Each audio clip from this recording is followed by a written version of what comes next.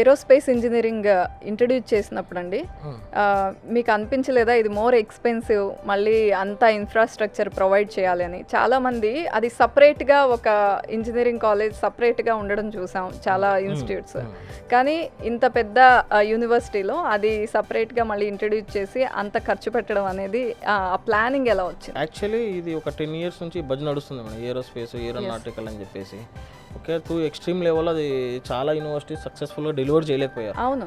Okay, because దాని equipment కానీ దాని కాస్ట్ ఆఫ్ మెయింటెనెన్స్ కానీ చాలా ఎక్కువ అనమాట.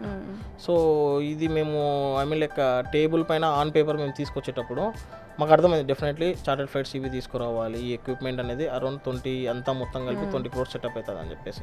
So that's fine, okay, we're ready to invest. దానికంటే ముందు టెక్నికల్గా కావాల్సిన స్కిల్స్ మన స్టూడెంట్కి ఏ పరంగా రన్ చేయగలుగుతాం, దిస్ వాజ్ ఎ ఛాలెంజ్ యూనివర్సిటీలో. ఓకే, ఏరోస్పేస్ తీసుకుంటున్నారు, ఫైన్, ఈ అమౌంట్ ఏదైతే పెడుతున్నాం మా చైర్మన్, ఓకే డన్, మీరు అమౌంట్ పెడుతున్నాం. కానీ మా చైర్మన్ ముందు టేబుల్ మీద పేపర్ పెట్టినప్పుడు ఒకటే అడిగాడు, టెక్నికల్గా మీరు ఎంతవరకు స్టూడెంట్కి ఎఫెక్టివ్గా మీరు నాలెడ్జ్ ఇవ్వగలుగుతారు. క్లాస్ రూమ్లో చెప్పగలుగుతారు, ఫైన్, నాకేం ప్రాబ్లం లేదు, క్లాస్ రూమ్స్ మంచిగా ఉన్నాయి, ఫ్లైట్, టెక్నికల్గా ఏ నాలెడ్జ్ ఇవ్వలేదు. So this was a problem. Then మేము ఏం చేస్తాం తెలుసా మేడం, సో ఏరోస్పేస్కి ఏరోనాటికల్కి ఏది టాప్ అంటారు మీరు? ఇస్రో రిలేటెడ్ కదా. మేము ఎవరిని కన్సల్ట్ అయ్యామో తెలుసా? ఇస్రో చైర్మన్ సోమనాథ్ని కన్సల్ట్ అయ్యాము మేడం. ఓ అవునా? ఇస్రో చైర్మన్ సోమనాథ్ గారు మా యూనివర్సిటీకి వచ్చారు. ఓకే, యూనివర్సిటీకి వచ్చారు. మీరు ఏదైనా మా ISRO Indian space research organization chairman Somnath అని కొట్టేస్తే, ఉత్తరాంచల్ యూనివర్సిటీ అని కొడితే ఆయన మా యూనివర్సిటీకి వచ్చారు. ఆయన సలహాలు చాలా తీసుకున్నాం మేడం. మా స్టూడెంట్స్తో డైరెక్ట్ ఇంటరాక్ట్ చేయించాం. ఓకే, ఆయనతో అడిగాం ఏ బెస్ట్ ఉంటుంది, ఏ ఫీల్డ్ అని చెప్పేసి.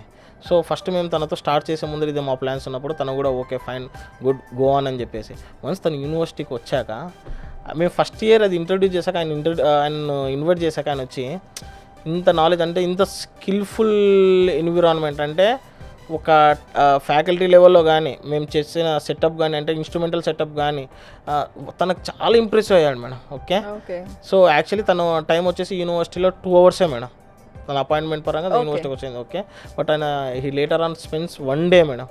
అక్కడ ఉన్న మన ఏరోస్పేస్ రిలేటెడ్ స్టూడెంట్స్తో 1 day తను స్పెండ్ చేశాడు, ఎట్లా ఉంటుందని. So that shows hour dedication madam. అంటే జస్ట్ నాట్ అడ్మిషన్స్ తీసుకోవాలి, జాయిన్ చేయాలి అట్లా కాదు మేడం. ఓకే, మేము ఒక కోర్స్ స్టూడెంట్ యూనివర్సిటీలో జాయిన్ చేస్తున్నాడు అంటే దానికి మేము వేరే యూనివర్సిటీస్ కంటే ఈ యూనివర్సిటీలో ఎంత బెటర్గా ఇవ్వగలుగుతాం అనేది మా టాస్క్ మేడం.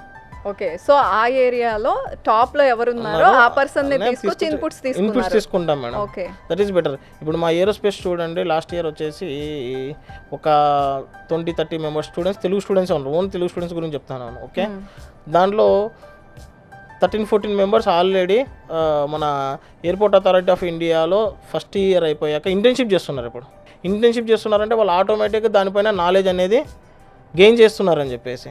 సో ఇటువంటివి ఏంటంటే మేము టైఅప్స్ కోసం కానీ డిఫరెంట్ కంపెనీస్ కానీ వాటితో ఆల్రెడీ వర్క్ చేస్తూనే ఉంటాం మేడం. సో స్టూడెంట్ అనేవాడికి బెటర్గా